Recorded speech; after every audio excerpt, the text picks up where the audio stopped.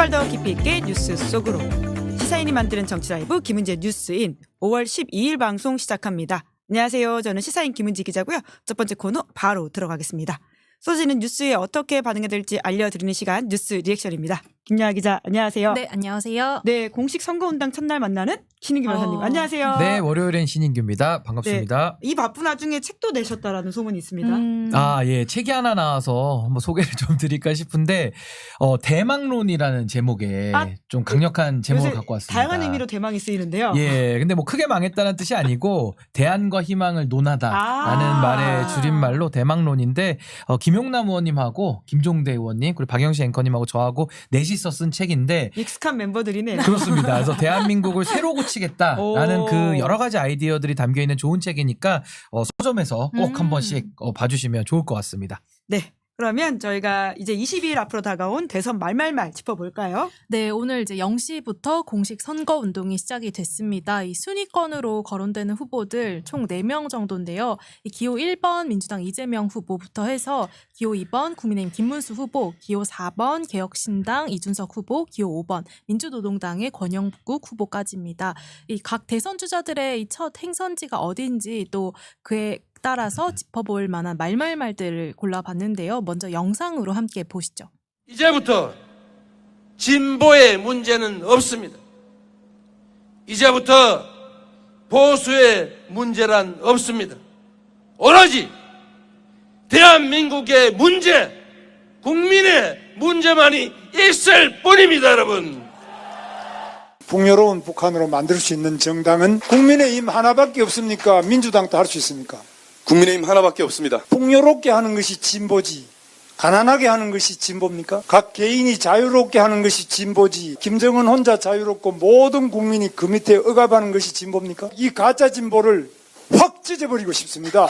그래서 우리 국민의힘이 이번에 반드시 이겨야 되고 그 이기는 것은 북한에 있는 동포들을 올바르게 또 우리 살 수 있고 자유를 누릴 수 있게 하기 위함이죠. 아이를 가진 유권자 분이라면은 한번 생각해 보십시오. 지금 이 상황에서 본인의 아이가 어떤 식으로 자라길 바라느냐, 과연 이재명 후보 같은 삶을 살기 바라느냐, 아니면 김문수 후보 같은 삶을 살기 바라느냐, 아니면 아이에게 롤모델로 이준석을 제시하겠느냐. 열심히 노력해가지고 그 자녀가 나중에 당대표도 할 수 있고 국회의원도 할 수 있고 나중에 대통령까지 될 수 있다면은 이 서사와 사다리가 대한민국에 유지되고 지켜져야 된다, 이런 생각을 하고 있습니다. 다음 이준석은 바로 여러분의 자녀가 될 수 있다. 네, 오늘 나온 이제 대선 주자들의 말말말 중에 좀 중요한 대목들을 직접 꼽아봤는데요. 영상에 더해서 좀 간략하게 이제 브리핑을 좀 더 드리자면 이재명 후보가 이제 선택한 첫 유세지는 광화문 청계광장이었습니다. 윤석열 이 탄핵 촉구 집회가 열렸던 광화문을 이제 소위 빛의 혁명을 상징하는 공간으로 해서 이 첫 유세 장소로 정했다, 이렇게 설명을 했는데요. 특히 이곳에서 열린 중앙선대위 출정식에서 이재명 후보는 이 청색과 적색이 섞인 운동화로 갈아 신는 퍼포먼스를 하기도 했습니다. 이 대선 주자 첫 행보로서 이 통합과 내란 종식을 강조하는 모습이 보였고요. 한편 이제 주말 동안 이 후보 교체 위기까지 겪었던 김문수 후보는 오늘 이제 새벽 5시부터 서울 송파구 가락시장을 찾았습니다. 특히 이제 후보의 이름이 없는 빨간색 점퍼를 입고 나온 것이 좀 눈에 띄었는데요. 주말 동안 벌어진 이 아무래도 단일화 후유증 때문에 공식 복장에 김 후보의 이름이 누락된 것으로 보입니다. 개혁신당 이준석 후보 같은 경우는 새벽 0시에 맞춰서 여수 국가산업단지를 찾으면서 일정을 시작을 했습니다. 여기가 이제 2000년 노무현 전 대통령도 출마 연설 직후 여수로 향했다, 이런 공통점을 강조를 하기도 했는데 최근 여러 인터뷰를 통해서 이준석 후보가 노무현 전 대통령의 정신을 계승하겠다라고 하는 취지의 이야기를 많이 하고 있는 점도 이제 강조가 되고 있습니다. 한편 이제 영상엔 따로 다루진 않았지만 이 원외 진보 정당인 민주노동당에서는 권영국 후보가 이제 출마를 했죠. 거리의 이 변호사라는 이 수식어처럼 공식 선거운동 첫날인 오늘 새벽에 권 후보는 서울 중구 세종호텔 앞에 고공농성장을 방문을 했습니다. 이어서 이제 서울 장교동 하나그룹 본사 앞에서 고공농성을 하고 있는 한화오션 조선 하청지의 노동자들과도 만났는데요. 권 후보는 이제 페이스북을 통해 모두가 우클릭하는 시대에 광장의 외침을 잊지 않고 민중과 함께 하겠다라고 하면서 대선 완주 의사를 거듭 밝혔습니다. 권영국 후보 같은 경우에는 연합뉴스 사진이 아직 올라와 있지 않아서 저희 취재 기자가 직접 새벽부터 동행을 하고 있어가지고요. 권은혜 기자가 찍은 사진으로 보여드리고 있다는 말씀드리면서 원외 정당이지만 진보 정당에 대한 관심도 계속해서 저희는 가지도록 하겠습니다. 지금까지 이제 오늘 나온 다양한 말들이 있는데 신 변호사님이 좀 제일 주목해서 보신 말씀은 뭘까요? 우선은 이재명 후보가 이야기한 뭐 대한민국의 문제에만 집중하자라는 이야기는 제가 이해하기로는 보수나 진보의 철학을 없앨 수는 없습니다만은 그 철학 기반 위에서 이제는 낡은 진영에 갇힌 틀, 진영의 논리를 좀 깨고 뭔가 새로운 국가 비전을 좀 제시해야 되는 거 아니냐. 전 이렇게 좀 들렸기 때문에 지금 대한민국에서 이제 새로운 미래를 열기 위해서는 그런 좀 창조적인 발상들은 반드시 좀 필요하다 이 생각을 좀 했고요. 뭐 김문수 후보 얘기는 뭐 넘어가도 될 것 같고 이준석 의원은 이 롤모델론을 제시하면서 자기 자신을 롤모델로 삼아야 되지 않겠냐라고 얘기를 하는데 보통은 그런 얘기는 남이 해주죠. 자기 스스로 자기를 롤모델로 하고 싶지 않아라고 하는 건 상당히 좀 강요적인 화법이다라는 생각이 들고 이준석 의원처럼 되면 사실은 자녀가 나중에 칠불사 가서 홍매화도 심어야 되고 또 뭐 담도 안 넣으면서 시끄럽다고 욕설도 써야 되고 이런 식의 자녀 교육관을 가진 부분은 별로 없다라는 생각이 들고 하나만 더 말씀드리면 노무현 대통령의 정신을 계승하겠다 이렇게 얘기를 하는데 사실 노무현 대통령은 대한민국 국민들이 가장 사랑하고 그리워하는 대통령입니다. 반면에 이준석이라는 정치인은 사실 정치를 오래 했고 상당히 노예한 수법들을 많이 써서 그동안 정치를 해왔기 때문에 비호감이 1등이에요. 그러니까 비호감 1등이 호감 1등을 차지하는 노무현 대통령의 정신을 계승 운운하는 것은 상당히 좀 이치에 맞지 않다. 어폐가 상당히 많다. 저 그렇게 생각합니다. 그런데 왜 이런 캠페인을 한다고 보세요? 뭐 일부 국민들을 속일 수 있다고 생각을 하는 거겠죠. 뭐 여론 조작을 일삼았던 명태균과 아주 가까운 사이를 늘상 강조하고 있기 때문에 어떻게 하면 본인이 여론을 만들 수 있을까라고 생각을 하겠습니다만은 우리 국민들이 훨씬 정치인보다 뛰어나다. 예. 전 국민들을 속일 수 없다고 보고요. 노무현 대통령을 운운할 거면은 지금 같은 윤석열 시대를 우리가 정리하는 과정이 있지 않습니까? 노무현 대통령이 지금 계신다면은 누구보다 검찰을 비판하면서 명패를 집어 던지실 분이거든요. 근데 이준석 의원은 공수처 폐지론을 갖고 나오면서 오히려 검찰을 두둔하고 있습니다. 이 한 가지로만으로도 이준석이라는 정치인은 기득권을 쫓아가는 기득권의 막내지 어떤 새 시대를 여는 노무현 대통령이 했던 권위주의 타파와 어떤 새로운 대한민국을 여는 그런 정말 대한민국의 많은 보통 시민들의 뜻을 담아 안았던 그런 확장적인 대통령과는 질이 다르다. 저는 예. 그렇게 생각합니다. 다만 지금 국민의힘이 워낙 내용을 알고 있다 보니까 일부 보수표가 이준석 후보한테 갈 수 있지 않냐. 실제로 주말 사이에 개혁신당 당원이 늘었다. 이렇게 개혁신당에서 보도자료 냈거든요. 그건 어떻게 보세요? 그 부분은요. 이제 네. 이준석 의원이 어떤 전략을 짜느냐에 따라 좀 다르긴 한데 이재명 대표랑 각을 세우는 전략을 짤 수가 있습니다. 그러면 이제 이재명 대표를 강하게 공격하면서 마치 뭐 사법 리스크라는 이미 다 끝난 얘기까지 소환해서 또 재탕삼탕 해야 되거든요. 그렇게 됐을 때는 국민들의 시선에는 이준석 의원이 국민의힘과 당만 달리할 뿐이지 국민의힘의 앞잡이구나라는 생각이 들고요. 반면에 김문수 후보를 집중 공격할 수도 있습니다. 그랬을 때는 마치 한동훈 후보가 김문수 후보를 말로 제압했던 것과 유사한 분위기가 돼서 아마 보수 지지층들은 크게 마음을 열긴 어려울 것이다라는 생각이 들고 마지막 보루는 이준석 후보가 할 수 있는 중도의 저관여층을 상대로 할 수 있거든요. 근데 문제는 중도 저관여층은 이 밴드웨건 효과 때문에 마지막에 갔을 때 기호 4번을 선택하기가 매우 어려울 뿐만 아니라 아까 말씀드린 대로 비호감도가 높기 때문에 비호감이 높은 후보에게도 과연 저관여층들이 얼마만큼 마음을 열 수 있겠느냐 이 부분은 저는 남은 관건이다 이렇게 봅니다. 네. 주말 사이에 정말 초유의 사건이 있었는데요. 오늘 공식 선거운동이 시작해서 이 뉴스로 시작을 못했습니다. 첫 번째 뉴스 가볼까요? 네, 초유의 대선 후보 강제교체 무산. 네, 뭐 사법 쿠데타라는 이야기가 나오기도 했었죠. 네, 이 단일화를 둘러싼 헌정사 유례없는 막장 드라마가 쓰였습니다. 시간은 5월 10일 토요일 새벽으로 이제 거슬러 올라가는데요. 김문수 후보가 한덕수 후보와의 단일화를 거부를 하자 당 지도부가 강제 단일화 작업에 돌입을 합니다. 이 당이 주도한 자체 단일화 여론조사를 근거로 근거로 해가지고 김문수 후보의 지위를 이제 박탈하는 그런 작업에 이제 착수를 하는 건데요. 이어 무소속이었던 한 전 총리가 전격 국민의힘에 입당을 한 뒤에 새벽 3시 20분경에 국민의힘의 유일한 대선 후보로 등록이 됩니다. 하룻밤 사이에 후보 자리를 빼앗긴 김문수 후보는 야밤에 정치 쿠데타가 일어났다라고 하면서 이 강력 반발을 했는데요.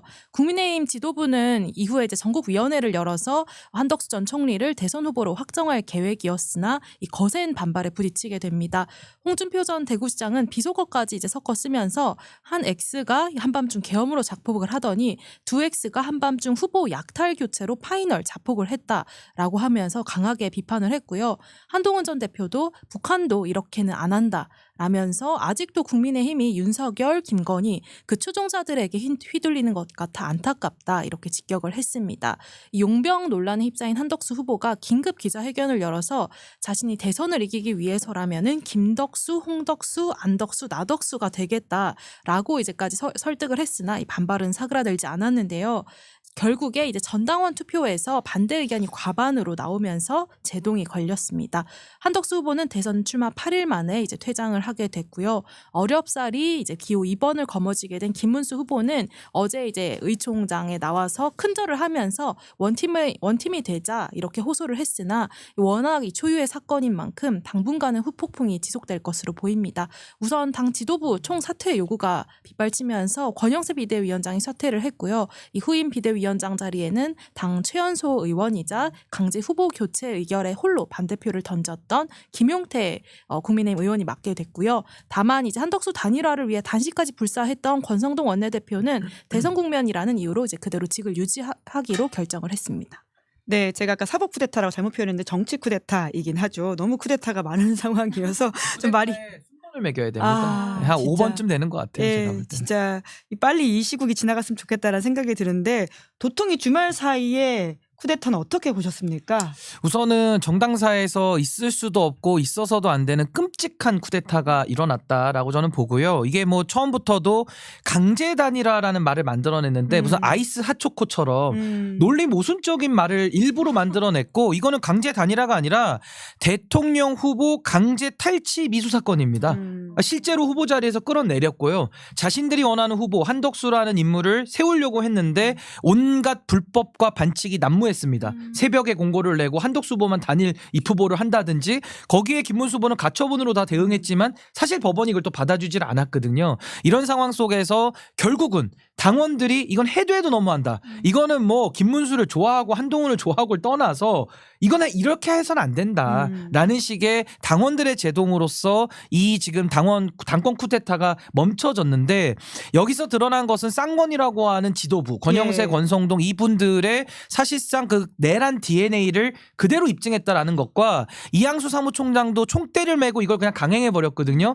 저는 이제 이분들은 국민들 앞에 석고대죄도 이제 안 했으면 좋겠어요. 이제는 어떤 행위를 해도 국민들이 더 이상 속지 않기 때문에 내란 DNA를 가슴속 깊이 품고 정계를 떠나라. 이게 저는 국민들의 민심 아닌가 저 그렇게 생각합니다. 네, 9.10으로 끝난 한덕수 씨에 대해서는 어떻게 평가하십니까? 그게 이제 9라는 숫자가 전본 것 같지는 않고요. 윤석열 대통령 9수를 했고 이제 한덕수 후보는 9.10으로 9라는 숫자에 좀 눈이 돌아갔는데 결국에는 한덕수 후보는 출마할 때부터 꾸준히 제기돼 왔던 정치 초년생의 그 리스크 예. 어떻게 극복할 것인가라는 거였는데 첫날 행보부터 뭐 호남 사람이다 운운하면서 서로 아껴야 된다 사랑해야 된다 이런 발언 또 광주에 대해서 그 5.18 민주화 운동에 대해서도 그걸 사태라고 표현하는 등 전혀 정치인으로서 준비되지 않은 모습을 보여왔고 단일화 국면에서도 결과적으로 어떠한 정치적인 영향력과 정치적인 능력도 없고 더 나아가서는 근본적으로 대선에 나올 자격이 없음에도 불구하고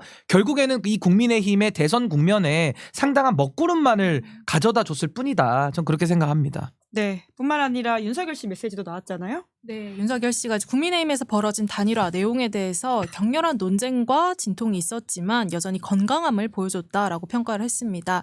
그리고 김문수 후보가 최종 후보가 된 것에 대해서 이제 서로의 손을 맞잡아야 된다. 이제는 마음을 모아주시라라고 하면서 김 후보를 지지하는 듯한 메시지를 냈는데 이것에 대해서 이제 대선 개입이 아니냐 하는 반발도 나오고 있습니다. 이미 사실 당내 이제 친한계들 같은 경우는 한밤중에 친윤 쿠데타였다라고 하면서 이 친윤계를 향한 향한 반발이 굉장히 큰 상태인데요. 윤석열 씨는 여기에 대한 언급이 없이 우리의 싸움은 내부가 아니라 자유를 위협하는 외부의 전체주의적인 도전에 맞서는 싸움이다라고 이제 규정을 하기도 했습니다. 사실상 이 파면 이후에 첫 공식 메시지이기도 한데 비상계엄이나 이 탄핵에 대한 사과나 반성은 이번에도 찾아보기 어려웠습니다. 국민의힘에서는 내부적으로 지금 질타가 계속 이어지고 있는데요. 조경태 의원은 그 입 다물기 바란다. 가만히 있는 게 도와주는 거다라고 하면서 빨리 출당을 하든지 정리를 해야 된다라고 강하게 비난을 했고요. 한덕수 전 대표도 윤 전 대통령이 결코 선거에 도움이 되지 않는 공개 메시지를 계속 내면서 당에 관여하려는 상황에서는 이 출당 조치가 필요하다라고 김문수 후보를 향해서 당부의 메시지를 내기도 했습니다.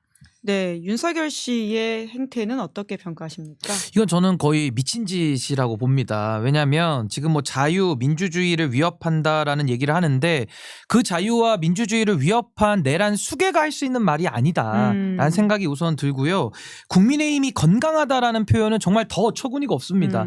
아니, 결국에는 국민의힘에서 당권 쿠데타를 일으킨 세력. 그러니까 예를 들면 본인은 내란 수괴처럼 거기 당권에서도 당권 쿠데타의 수괴들이 있는 거거든요. 네. 그 수괴들의 행위를 사실상 당원들이 막았는데 그걸 가지고 건강하다고 표현을 해버리면은 이게 그럼 본인의 내란과 이걸 어떻게 연관지어서 이해를 해야 되는 것이냐. 게다가 그렇게 당원들의 건강한 민주주의를 신봉하는 사람이 왜 그럼 그동안에는 김기현 후보 세우려고 그러고 왜 후보들 낙마시키고 왜 그동안 그러면 한동훈 비대위원장한테는 자기 배우자가 문자하고 일십 사건 일으키고 왜 그렇게 했냐는 말이죠. 이게 다 설명이 안 되는 거고 저는 왜 윤석열이라는 자가 저렇게 행동하느냐.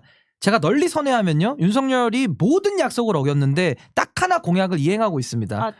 그게 이제 후보 시절에 국민의힘은 쥐약을 먹었기 때문에 뽀개버려야 된다라는 녹취록이 나왔는데 실제로 끝까지 뽀개고 있다. 본인의 임기는 끝났지만 임기 이후에도 이 국민의힘이라는 쥐약을 먹었다라고 의심되는 이런 쿠데타 세력들은 뽀개야 된다라는 나름의 사명감이 있는 거 아니고서는 조경태 의원이 그랬죠. 입을 다물으라고. 근데 입을 다물으라도 안 다물 거거든요. 그래서 저는 국민의힘 뽀개기에 사명이 있는 것 같아서 제가 보수의 종말이라는 책을 1년 전에 썼는데 저랑 그 부분의 한정에서는 상당히 생각이 비슷하다. 예. 저도 더 열심히 뽀개려고 합니다. 네, 근데 와중에 김용태 비대위원장을 이제 세우면서 뭔가 새롭게 도모하는 모습을 보이고 있잖아요, 국민의힘에서.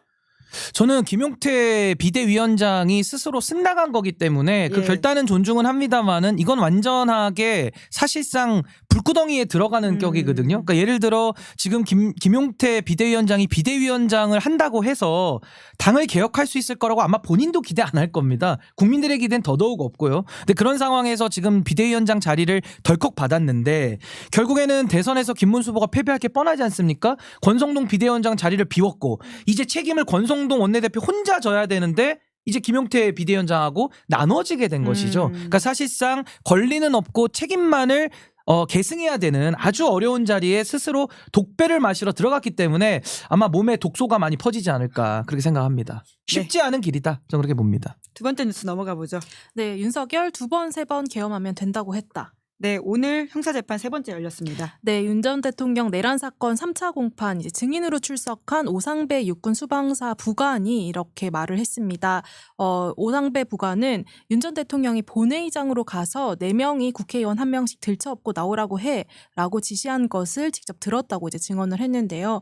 그러면서 이 자신이 비상계엄을 선포하기 전에 병력을 미리 움직여야 했는데 다들 반대를 해서 일이 뜻대로 안 풀렸다는 취지, 그리고 비상계엄 해제 결의안이 통과됐어도 2번, 3번 계엄하면 된다는 취지로 이야기한 것으로 기억한다. 이렇게 덧붙였습니다. 그리고 이제 그런 적 없다고 이제 윤 전 대통령 변호인단 측이 계속 주장을 하자 이 생각과 달라 많이 당황했고 일종의 배신감을 느끼기도 했다 이렇게 지적을 하는데요.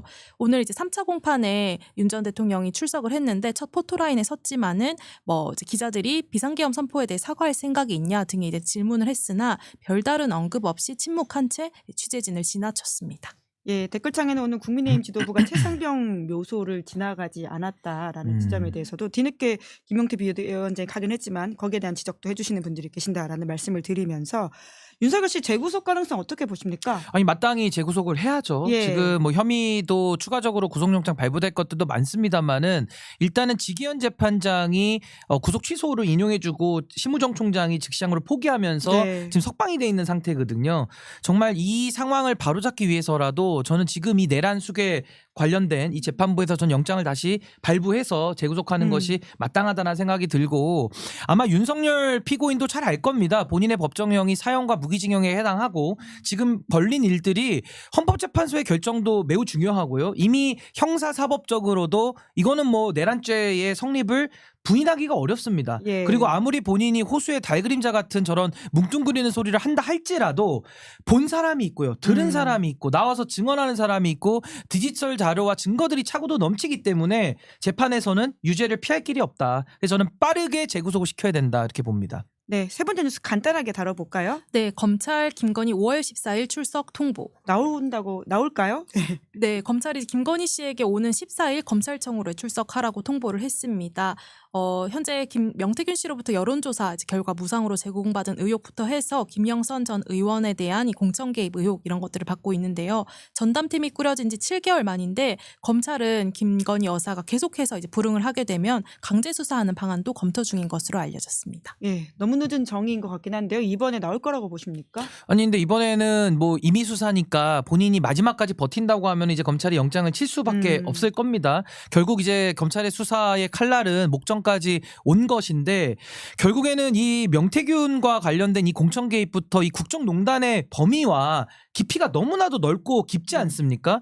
저는 지금까지 수사를 지연시킨 검찰에 대해서도 반드시 책임을 물어야 될 것이고 결국에는 명태균이 관여된 일이긴 하나 몸통은 김건희, 윤석열 그리고 당에 있었던 그 책임자들이다. 그래서 저는 명태균 씨도 지금 석방이 돼 있는데 이거 국민들이 감당하기 어렵거든요. 빠르게 저는 강도 높은 수사가 반드시 이루어져야 된다 그렇게 생각합니다. 네, 기승전 보수의 종말을 쓴 신인규 변호사님의 말씀이었습니다. 오늘 여기까지 듣겠습니다. 두 분 수고 많으셨습니다. 고맙습니다. 네, 감사합니다. 네, 저는 광고 안내하겠습니다. 인터넷 비교원이 준비한 최대 128만 원의 혜택 놓치지 마십시오. 인터넷 TV 신규 가입 시에 48만 원, 휴대폰 구입 시 최대 50만 원, 정수기 렌탈 시 최대 30만 원, 인터넷 가입과 동시에 현재 쓰고 있는 휴대폰의 통신사면 변경하면 최대 30만 원의 혜택을 돌려드립니다. 인터넷 가입 혜택만 잘 비교해 보십시오. 비교원은 23년 동안 60만 명 누적 가입자에게 983억 원 누적 현금 사은품 지급해 왔다고 하고요. 개인정보 보안도 철저해서 한 건의 보안 사고도 없었다고 합니다. 8억 원 이상의 보증보험을 가입해 든든하고요. 인터넷 휴대폰 정수기 비교는 인터넷 비교원에서 하십시오. 자세한 내용은 1670-2571로 상담받으시거나 네이버에서 인터넷 비교원을 검색해 보십시오. 자, 5월 10일 뉴스 리액션 여기까지 하고요. 저는 잠시 후에 박관천, 뉴욕 두 분과 함께 돌아오겠습니다. 기다리시는 동안 구독, 좋아요, 알림 설정 부탁드리겠습니다. 고맙습니다. 당연하죠. 비교와 속도는 빠르게 해.